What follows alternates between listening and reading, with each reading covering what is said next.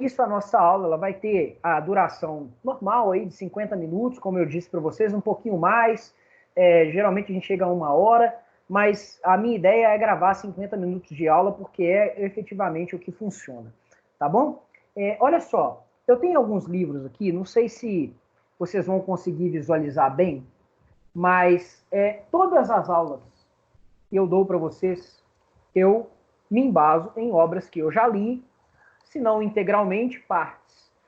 E essa parte da reconstrução histórica dos direitos, ela sempre tem um lastro naquilo que eu já li e, obviamente, naquilo que tem embasamento empírico. Sempre digo isso e repito, não trabalho com teorias de conspiração, trabalho com aquilo que a história atestou, aquilo que os autores, em sua grande maioria, dizem, aquilo que tem embasamento empírico.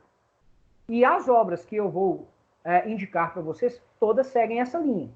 Isso, há um tempo atrás, né? Por exemplo, na época que eu estava no mestrado, na época que eu era ainda aluno de graduação, essa explicação era uma explicação desnecessária. Mas hoje, por incrível que pareça, ela não é uma explicação desnecessária. Porque quanto mais acesso à informação as pessoas têm, curiosamente, mais acesso à informação desqualificada muitas pessoas têm. E as pessoas, muitas das vezes, não têm o filtro necessário para poder saber o que efetivamente tem lastro empírico e o que não tem. E a narrativa histórica que eu vou apresentar para vocês aqui agora é uma daquelas que tem sido mais subvertida nos últimos tempos, de uma forma, inclusive, problemática, histórica, e é preciso que eu pontue isso com vocês. Então, olha aqui, ó.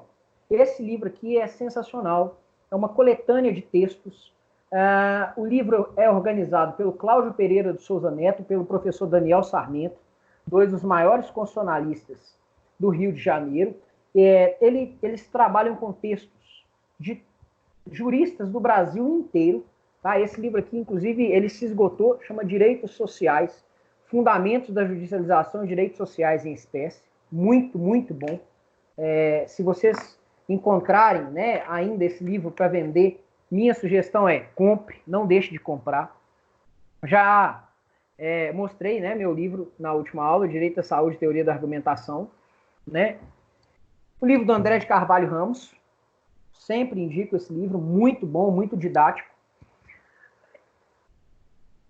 E esse livro aqui, em particular, na parte da história dos direitos humanos, é sensacional. Chama Direitos Fundamentais, do José Adércio Leite Sampaio. Também é muito bom.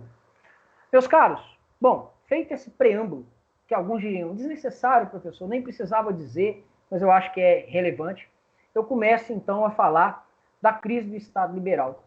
Mas antes de falar da crise do Estado liberal, eu vou te recordar o seguinte. Na aula passada, a gente viu que os direitos humanos, eles nascem como liberdades fundamentais protegidas dentro do Estado.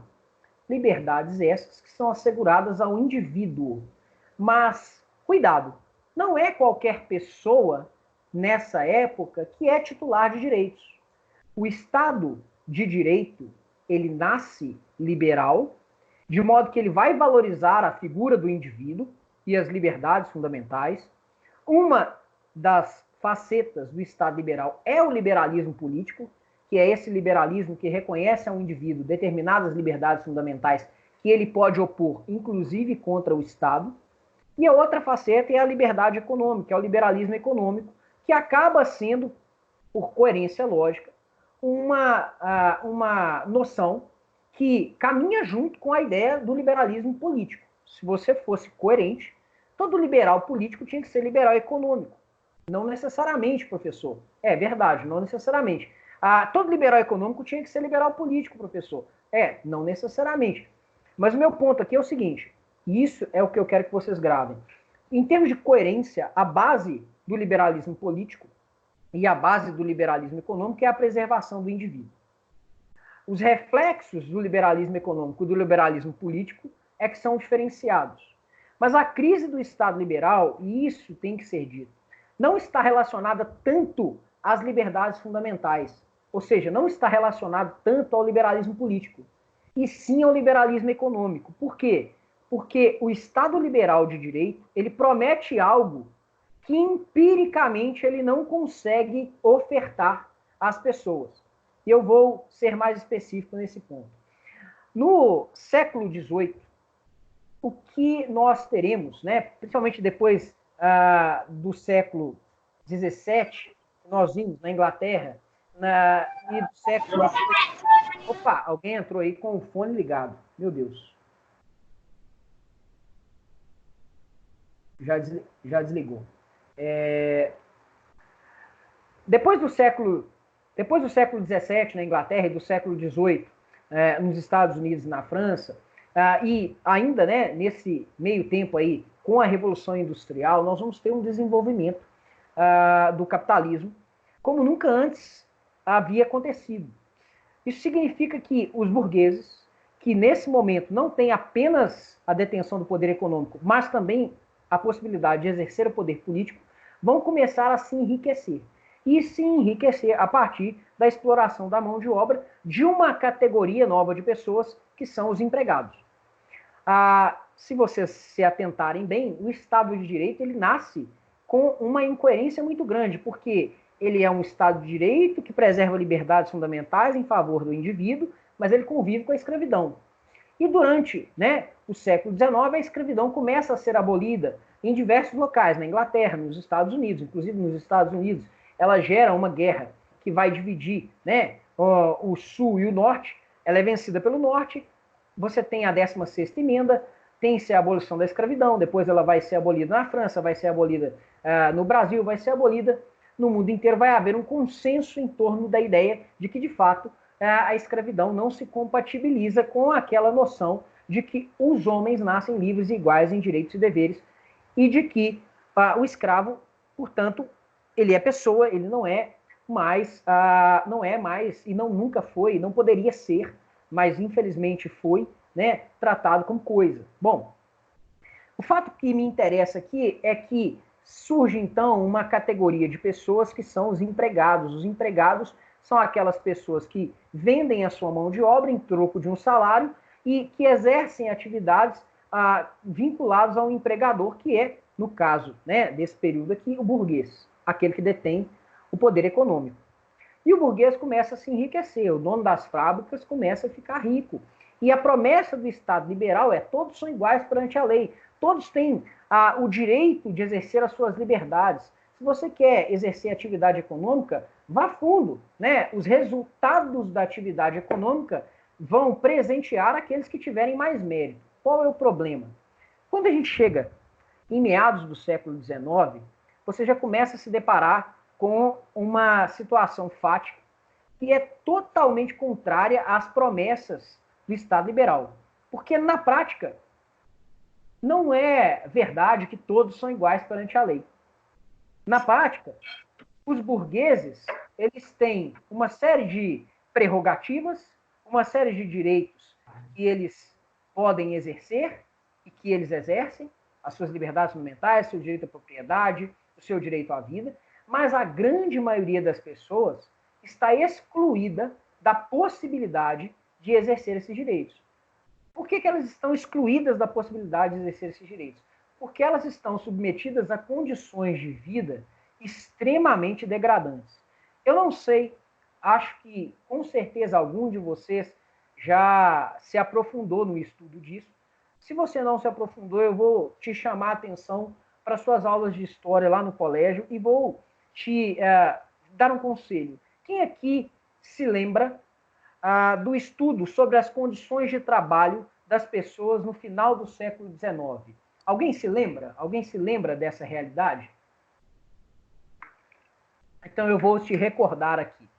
Eu já tive um aceno ali de cabeça, algumas pessoas se lembram, né? Olha só, no final do século XIX, as fábricas não eram, por assim dizer, ambientes muito agradáveis de se trabalhar. Não havia condições de salubridade preservadas, não havia vedação ao trabalho infantil.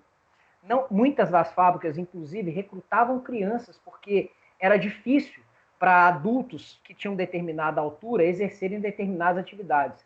Era muito comum o acidente de trabalho.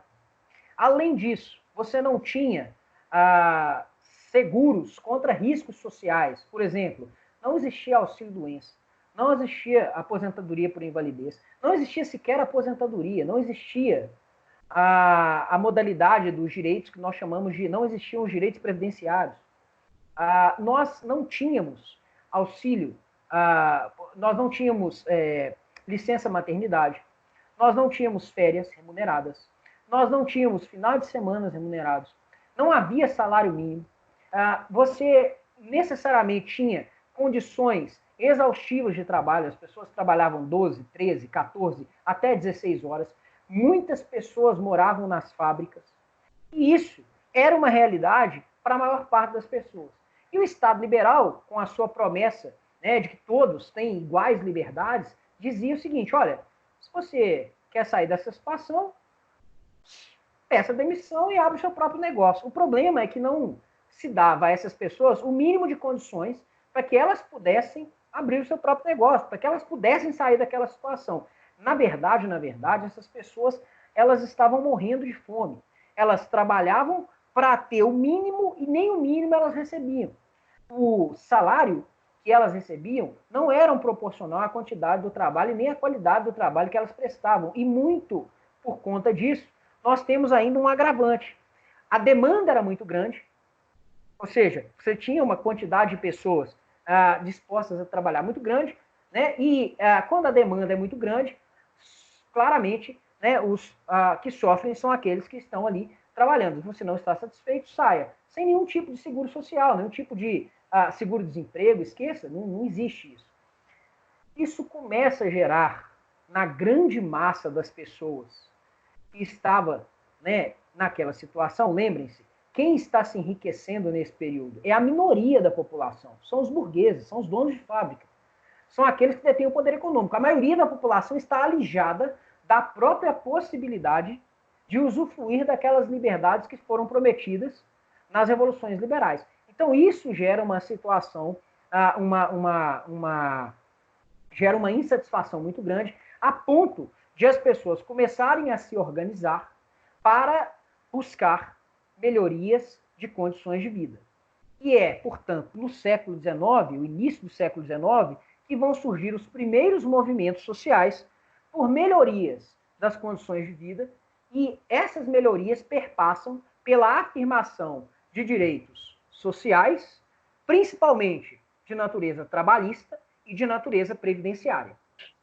Não é que esses direitos sejam reconhecidos no século XIX, mas as primeiras lutas para que esses direitos sejam reconhecidos surgem ainda no século XIX.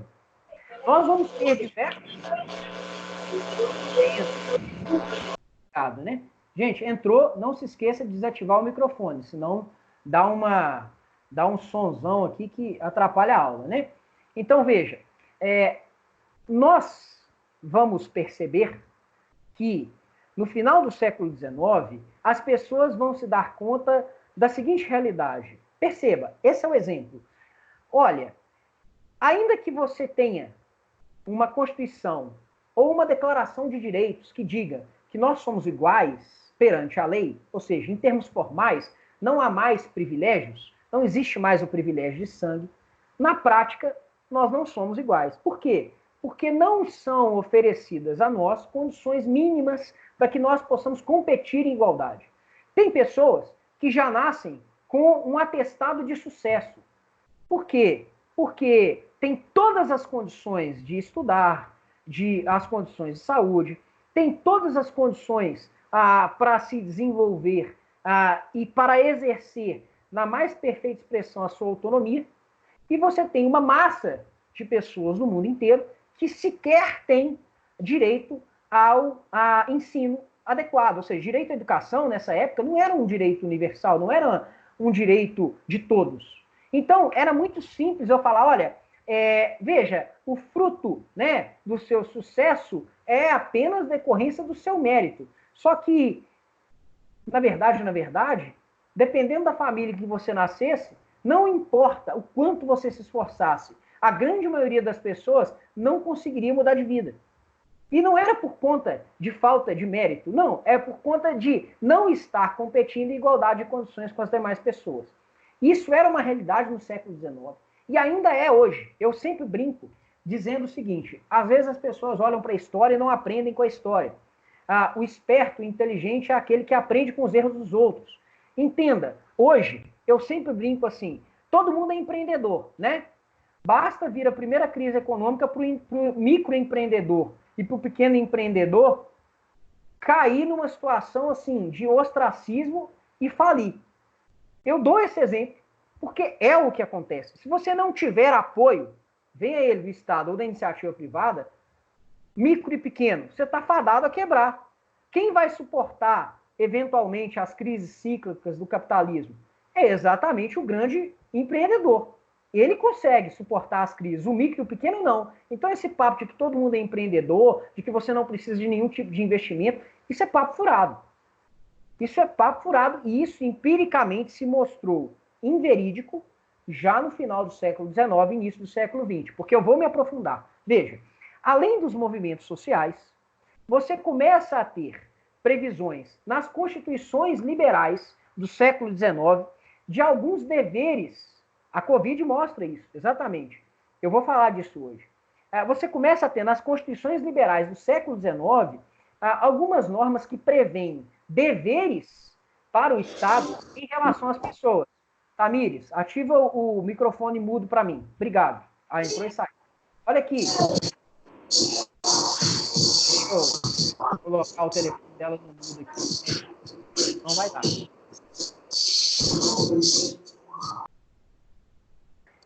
Então, veja, como eu disse para vocês, além, né, dos movimentos sociais com melhores condições de vida, e muito em decorrência disso também, você começa a ter timidamente o reconhecimento dos primeiros deveres do Estado em relação às pessoas desamparadas.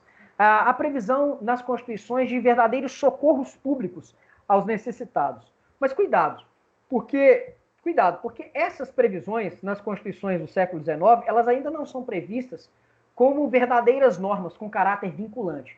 Elas são promessas, ou, por assim dizer, normas de conteúdo programático. Os estados têm que fazer, mas se ele não faz, o indivíduo não pode fazer nada para exigir que ele faça, entendeu? A norma ainda não tem caráter jurídico vinculante. Ela é quase que uma promessa. Ela é um programa que o Estado deve seguir, mas ele ainda não tem caráter jurídico vinculante. É a primeira dimensão das normas de conteúdo programático, já nessa época, tá? Bom, ainda no século XIX, principalmente para a nossa disciplina de direitos humanos, você tem uma terceira situação que é relevantíssima, que é o surgimento do direito internacional humanitário. Anota isso aí. Direito internacional humanitário surge no século XIX. O que é o direito internacional humanitário? É um conjunto de normas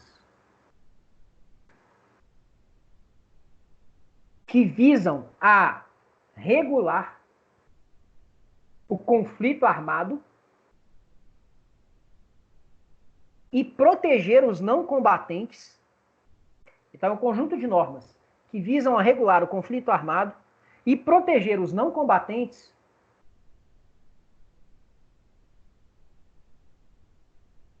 dos reflexos destes conflitos. O direito internacional humanitário, gente, ele se desenvolve a partir de duas experiências. A Batalha do Solferino, na Itália, em 1859, e o Código Liber, que é um código que se desenvolve nos Estados Unidos muito em decorrência da Guerra de Secessão. Essas normas de direito internacional humanitário, elas vão dizer o seguinte, olha, sabe aquela lógica que na guerra vale tudo? Pois bem, o direito internacional humanitário diz o seguinte, o conflito armado o quê? Vou repetir, segura só um pouquinho aí. O direito internacional humanitário dirá o seguinte, olha, nem na guerra vale tudo. Tem determinadas agressões que não devem ser praticadas nem durante o conflito armado. Exemplo, não é lícito, sob a lógica do direito internacional humanitário, um ataque contra civis não combatentes. Então você não poderia, sob a ótica do direito, amparar um ataque a escolas, a bairros que tivessem pessoas que não estão combatendo. Você não poderia submeter uma pessoa que se rendeu ou uma pessoa que esteja ferida a uma atividade, a uma prática que atente contra os direitos dessa pessoa. Então, o conflito armado, ele tem regras que ele precisa respeitar. E, além disso, há uma série de pessoas que não podem ser vítimas do conflito armado, sob pena de se configurar crime de guerra. Ou seja, sob pena de as pessoas que praticaram essas condutas, depois de encerrados os conflitos armados, serem responsabilizadas potencialmente pela prática desses atos. Isso é uma afirmação no plano internacional de direitos da pessoa humana de uma forma muito clara, antes mesmo do movimento de internacionalização de direitos que vai surgir, sobretudo após a Segunda Guerra Mundial. Então, para sintetizar o que eu disse até aqui agora, e depois vou repetir o conceito de direito internacional humanitário, tá bom? Eu acho que foi a... Deixa eu ver aqui quem me pediu. Eu não estou lembrando aqui quem me pediu. Foi a Bruna. Foi a Bruna, né? Eu vou repetir. Tá? Então eu vou sintetizar e já vou repetir para você o que diz o direito internacional humanitário. Mas entenda, eu tenho, no século XIX, o surgimento dos primeiros movimentos sociais por melhorias de condições de vida, e melhorias de condições de vida que estão relacionadas principalmente ao reconhecimento dos direitos sociais trabalhistas e dos direitos sociais previdenciários. Eu não estou dizendo que esses direitos vão ser afirmados aqui e agora, mas que eles virão a ser afirmados muito em decorrência dessas lutas por melhoria de condições de vida. Além dos movimentos sociais, nós temos a previsão nas constituições liberais do século XIX de algumas normas de conteúdo programático que estabelecem para o Estado um dever de ação, de socorro, de amparo aos desvalidos. Sabe aquela ideia de assistência social? Então, ela começa a nascer aqui. Cuidado, essas normas não são efetivas no século XIX, porque se o Estado não faz nada, o indivíduo não pode fazer nada para obrigá-lo a fazer. Mas isso já é uma conquista, porque pela primeira vez nós temos registrados em constituições, inclusive na Constituição Brasileira de 1824, há uma previsão nesse sentido, por influência do constitucionalismo francês de restauração, nós já temos normas que dizem, olha, o Estado não pode deixar os moradores de rua, as pessoas que não têm condições mínimas de existência ao bel prazer, abandonados à própria sorte. Ele tem alguns deveres que ele tem que prestar a essas pessoas, algumas obrigações que ele tem para com essas pessoas. Ele tem que prestar a essas pessoas socorros públicos.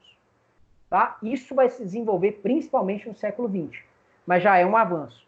E, em terceiro lugar, nós temos o surgimento do direito internacional humanitário, que é um conjunto de normas que tem a pretensão de regular o conflito armado, estabelecendo limites para esses conflitos. Que limites são esses? Estabelecendo regras para o conflito armado, dizendo quando ele vai ser lícito e quando ele não vai ser, e estabelecendo proteções em relação a pessoas, principalmente os não combatentes, crianças, mulheres, idosos, feridos, pessoas rendidas. Essas pessoas têm, a partir de agora, um conjunto de normas reconhecidas no plano internacional por conta de situações concretas extremamente deploráveis. Agora elas têm reconhecidas uma série de normas que nós chamamos de direito internacional humanitário. O direito internacional humanitário, meus caros, ele vai se desenvolver no século XX também.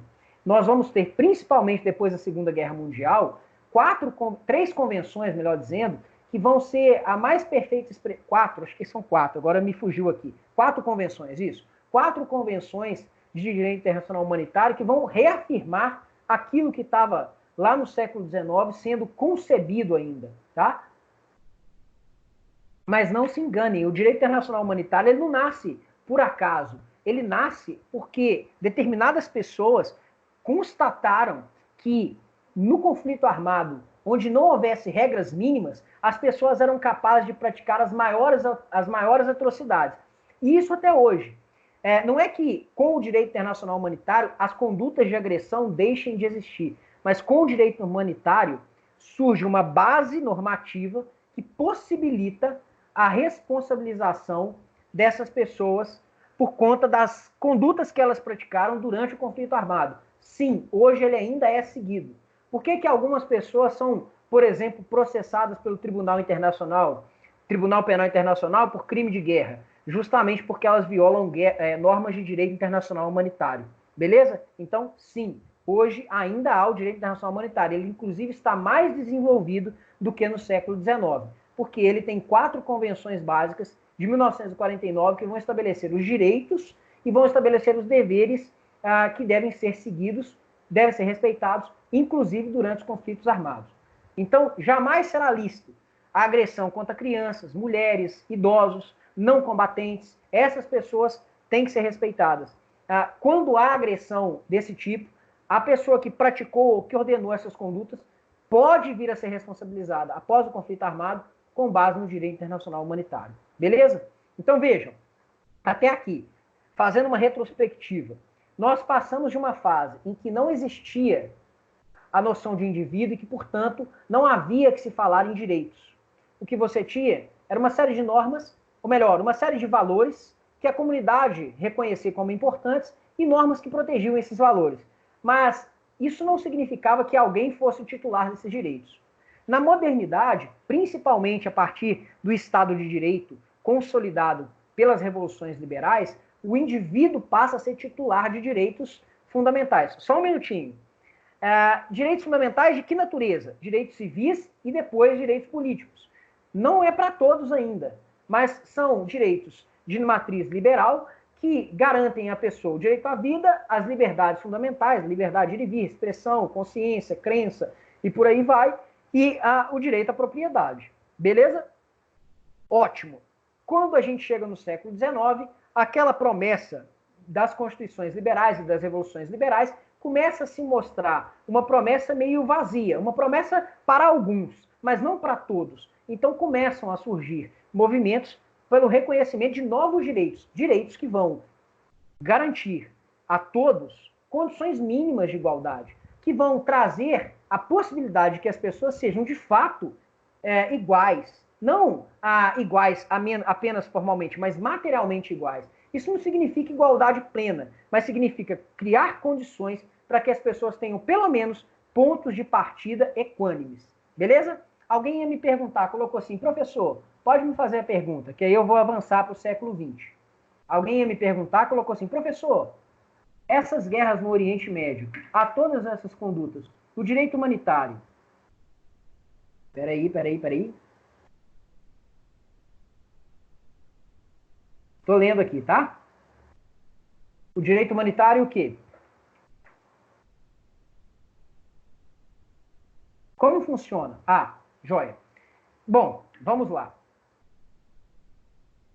O direito humanitário é uma das disciplinas que pretendem proteger a pessoa humana contra a violação de direitos. Ela complementa o direito internacional dos direitos humanos, que é o objeto principal da nossa disciplina. Como que funciona o direito internacional humanitário? Existem convenções internacionais, tratados internacionais que são ratificados pelos Estados. A partir do momento que os Estados ratificam essas convenções, eles se vinculam a cumprir essas convenções. Se eles descumprem essas convenções, eles podem, eventualmente, ser responsabilizados em tribunais de direitos humanos, e esse é o ponto determinante. Eles também podem, internamente, responsabilizar pessoas por violação de normas de direito internacional humanitário. O problema é que o direito internacional humanitário ele tem uma conexão com a política internacional muito grande. E geralmente nós sabemos que todas as vezes que nós temos um conflito armado, nós temos uma situação de negação do direito, a ponto de nós termos ali uma situação instaurada que muitas das vezes não vai respeitar norma nenhuma, que dirá norma de direito internacional humanitário. Pois bem, quando os conflitos terminam, geralmente quem julga é quem? É o Estado ou os Estados vencedores do conflito. Hoje é proibido a guerra entre Estados. Que ela aconteça, beleza, acontece, mas não tem amparo jurídico, tá certo? Inclusive, o conflito armado, ele não é amparado pelo direito internacional. Mas para não fugir muito da minha explicação, o que eu quero dizer é o seguinte, nós temos, no plano do direito internacional humanitário, uma debilidade em relação a instituições que possam aplicar as suas normas responsabilizando pessoas. No campo do direito penal, nós temos o Tribunal Penal Internacional, que é um tribunal reconhecido por vários estados com jurisdição para julgar pessoas. Geralmente, é o próprio estado que vai processar a pessoa, mas se o estado não o fizer, ela pode entregar a pessoa para ser julgada pelo TPI. O TPI é uma instituição autônoma, independente, que é integrada por juízes e que vai julgar as pessoas, entre outras coisas, por crime contra a humanidade, crime de guerra. Crime de guerra são crimes configurados a partir da violação do direito internacional humanitário. Então, para concluir o que eu estou tentando explicar para vocês, há uma debilidade de instituições para a aplicação do direito internacional humanitário. Nós temos diversos órgãos de proteção de direitos humanos, e nós temos órgãos que zelam pelo respeito ao direito internacional humanitário. Mas, em grande medida, a aplicação do direito internacional humanitário, só um minutinho, vamos falar dos Estados Unidos daqui a pouquinho. Em grande medida, a aplicação do direito internacional humanitário ainda depende da aceitação pelo Estado de determinados tratados internacionais, o que não acontece, por exemplo, em relação aos Estados Unidos e a muitos países do Oriente Médio. Então, o que sobra são mecanismos não convencionais de proteção de direitos humanos. E aí fica realmente complicado, porque, como eu disse, tanto o direito internacional humanitário, quanto o direito internacional dos refugiados, quanto o direito internacional dos direitos humanos, que são as três facetas, né, de proteção de direitos, dependem, em alguma medida, da admissão do Estado em relação àquelas normas. Se o Estado não admite aquelas normas, ele se coloca fora do grau de incidência daquele tipo de regramento. E os mecanismos, por exemplo, o Tribunal Penal Internacional, que podem aplicar esses direitos, também dependem, para agir, do reconhecimento da sua jurisdição por parte do Estado. Então, há limites de atuação. Isso vai ficar mais claro quando a gente se aprofundar na nossa matéria. Um exemplo claro agora, chamando a atenção para o direito internacional dos direitos humanos, não para o direito internacional humanitário. Tem diferença, eu vou falar e vou explicar isso, tá? Por exemplo, na Corte Interamericana de Direitos Humanos, que é uma corte do Sistema Regional Interamericano, a gente tem a possibilidade de responsabilização de estados por violação de direitos humanos decorrentes de condutas praticadas no seu interior. Agora, vejam, se o Estado não reconhece a jurisdição da Corte, a Corte não pode julgar esse Estado. Exemplo mais claro de todos, os Estados Unidos da América. Os Estados Unidos não reconhecem a jurisdição da Corte Interamericana de Direitos Humanos. Então, a Corte Interamericana de Direitos Humanos não pode fazer nada em relação aos Estados Unidos. Quem faz, geralmente, recomendações para os Estados Unidos em relação ao sistema interamericano é a Comissão Interamericana de Direitos Humanos, porque ela não depende do reconhecimento da jurisdição para atuar. Só que ela não pode condenar, ela só pode recomendar. Entenderam? Então, existem esses limites. Mas a gente já tem um avanço muito grande no reconhecimento de normas no plano internacional que dizem, olha, peraí, não é bem assim. Não é que na guerra pode tudo. Mas não vai tardar para essas normas serem totalmente violadas, por exemplo, na Primeira e na Segunda Guerra Mundial, que é o que eu vou falar aqui agora. Por isso é que elas serão reafirmadas após o fim da Segunda Guerra Mundial, principalmente em 1949. Tá bom? Bom, então vamos lá. Entenderam? Ficou claro para vocês? Existe uma debilidade de instituições que possam aplicar o direito internacional humanitário sempre que o Estado se recusar a ratificar as convenções que enunciam as bases do direito internacional humanitário. É isso. Tá bom? Joia. Então vamos avançar. Então, o que eu tenho no início do século XX? Eu tenho uma grande massa de pessoas extremamente insatisfeitas, vivendo em situações desumanas e degradantes, sem efetivamente usufruir das liberdades fundamentais. Como é que eu falo em liberdade de expressão se eu não sei nem ler, nem escrever? Como é que eu falo, por exemplo, do direito à vida se eu não tenho direito a condições mínimas de saúde? Como é que eu falo em autonomia privada se o meu salário não dá nem para comer? Aliás, como é que eu falo em direito à vida se não existe direito à alimentação? Isso já é um avanço incrível, porque a gente está vendo na história como é que, de fato, os direitos humanos são o quê? Indivisíveis. Lembra que a gente estudou as características dos direitos humanos? E eu expliquei para vocês que eles são indivisíveis, interconexos, eles são interdependentes? Olha o exemplo agora. Como é que eu falo em liberdade de locomoção sem direito à saúde, meus caros? Está todo mundo confinado dentro de casa.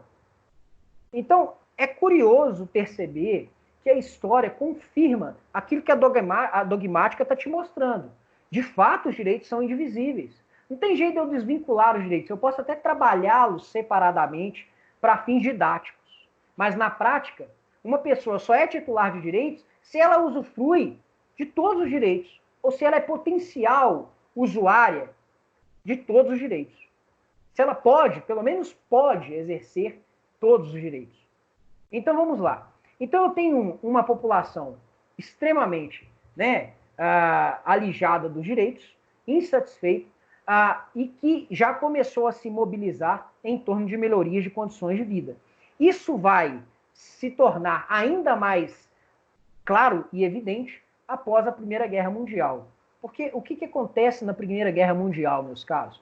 Vocês viram, né, que o surgimento do Estado de Direito ele é um fenômeno da modernidade. Só que teve dois Estados nacionais que surgiram no século XIX, Alemanha e Itália.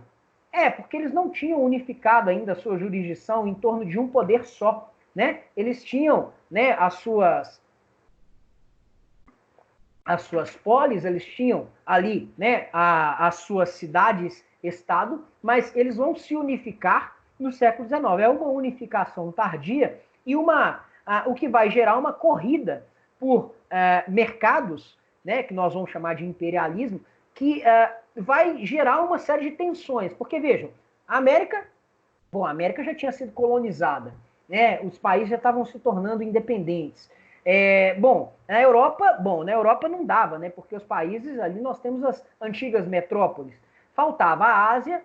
A Ásia era difícil ali de invadir, de colonizar, de tentar, né, exercer ali um poderio econômico. E eu tinha a África. O que acontece? Uma corrida imperialista sobre a África como forma de tentar não só conquistar novos domínios para ali vender os seus produtos e acumular riqueza, porque a riqueza das nações estava diretamente relacionada com o seu poderio no campo internacional, e isso vai gerar uma tensão entre os estados, porque vocês sabem, a Inglaterra já estava, né, na África também.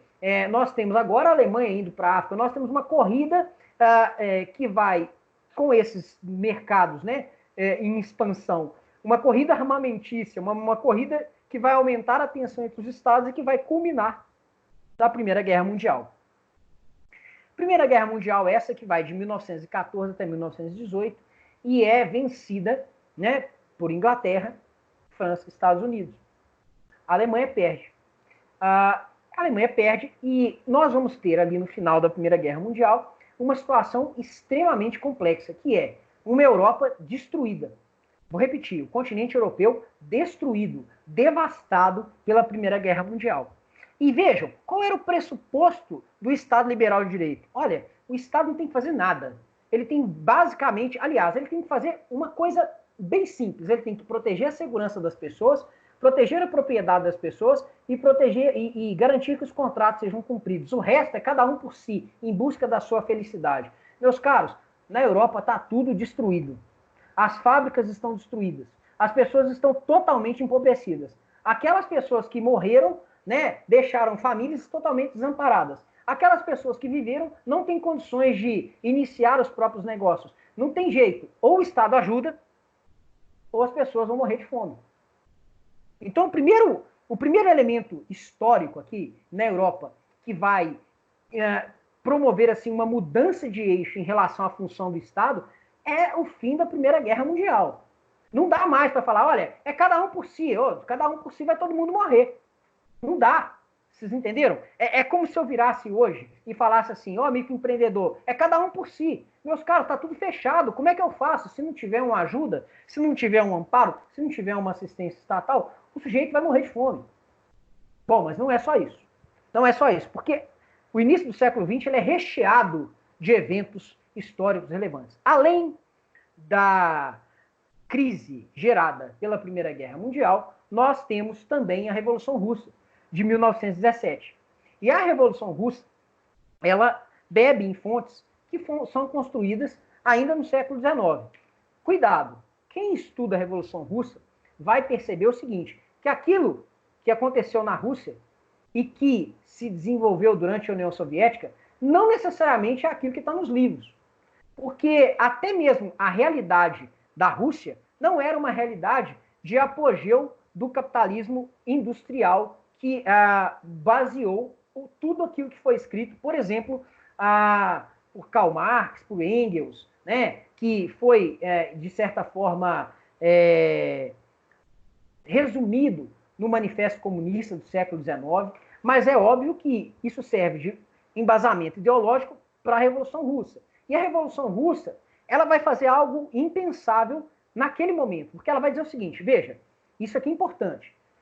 Você tem o sistema capitalista, que é um modo de produção, um modo de desenvolvimento econômico, um modo de produção de riqueza, um modo de desenvolvimento da atividade econômica. Você tem, então, um modelo econômico já estabelecido. A Revolução Russa, ela vai aderir a um socialismo real a partir, né, daqueles fundamentos teóricos que são construídos ainda no século XIX, para dizer o seguinte, ó, nós vamos romper com essa forma de produção, nós vamos romper com esse modelo econômico, nós vamos propor um outro modelo. E isso, curiosamente, é relevante por quê? Porque uma das bases da Revolução Russa é exatamente o quê? É exatamente a ideia de que quem tem os meios de produção usa desse poder econômico para manter uma situação de desigualdade e de impossibilidade de garantia de direitos para a grande massa de pessoas que são os trabalhadores. Então, ela vai conclamar os trabalhadores para dizer, olha, peraí, vocês é que fazem a máquina funcionar, então univos. Mais do que isso, vocês é que têm que controlar as fábricas. Essa coisa, né, de o burguês que vai controlar as fábricas, isso não funciona. Só que nós temos um contexto na Rússia que é curioso, porque na Rússia nós temos uma situação quase ruralista ainda. Não há um capitalismo industrial bem desenvolvido. Então, o que vai acontecer na Rússia é que nós teremos, obviamente, com base, né, em embasamentos naquilo que foi escrito no século XIX, a apropriação dos meios de produção pelo Estado, o desenvolvimento de uma série de medidas que eles vão chamar, né, de medidas de base, para que as pessoas usufruam dos direitos sociais, mas, ao mesmo tempo, você vai ter uma mitigação e quase que uma negação das liberdades fundamentais, porque vai se desenvolver na Rússia uma ditadura do proletariado. Eu sempre brinco assim, ditadura nunca é bom, nem de direita e nem de esquerda. E na ditadura do proletariado, principalmente, né, de meados do século, no século XX em diante, a gente vai perceber o seguinte, que as pessoas vão ter negadas as liberdades fundamentais, porque vai haver uma instrumentalização dos direitos. Eles vão falar assim, olha, primeiro eu vou garantir as igualdades, os direitos de igualdade, os direitos sociais, os direitos do trabalhador, os direitos previdenciários, direito à saúde, direito à educação. Depois eu garanto as liberdades. Quando? Quando eu atingir um estágio de desenvolvimento em que eu não vou mais precisar nem do Estado, porque as pessoas vão ter condições de igualdade e a partir disso elas vão poder viver sem essa mão do Estado, que é o estágio que eles vão chamar de comunismo. Comunismo é isso, é um estágio avançado de desenvolvimento da sociedade, onde o Estado não seria mais necessário. Pelo menos de acordo com as teorias que conceberam a ideia do comunismo. Nunca se implantou em lugar nenhum do mundo. Nunca. É idealístico. Tá certo? Eu não posso desconsiderar fatos históricos que aconteceram na União Soviética, por exemplo, como a violação de direitos, como a perseguição de minorias, como diversas questões que atentam contra os direitos liberais. Eu não posso desconsiderar. Mas o fato é que, e eu quero que vocês entendam, é que eu destaquei, em primeiro lugar, a Primeira Guerra Mundial e destaquei a Revolução Russa, para mostrar o seguinte, o Estado liberal de direito está em crise.